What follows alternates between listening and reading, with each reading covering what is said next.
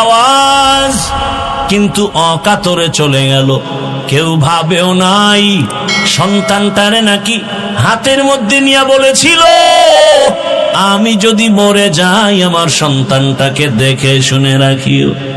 আজও কলিজা ভরে দোয়া করেছি, এমন একটা মোনাজাত নাই যেখানে আমি যুবকের জন্য কলিজা ভরে দোয়া করি না।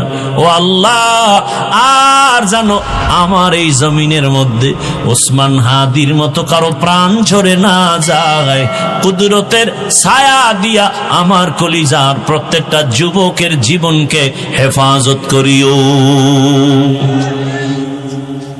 এরে আমার কলিজার বাবারা, আমার আল্লাহকে বেজার করা যাবে না কেন, সেই প্রশ্নের জবাবে আমি এতক্ষণ হাদিসের আলোচনায় আছি। আমার আল্লাহ কেমন দয়ার মালিক, সারা জীবন বয়ান করলে শেষ করা যাবে না। ওরে তুমি ঘুমাইতেছো রাতের বেলা, আল্লাহ যদি সজাগ করে না দেয় কেমনে সজাগ হইবা? আমার আল্লাহ সজাগ করে দিতেছে।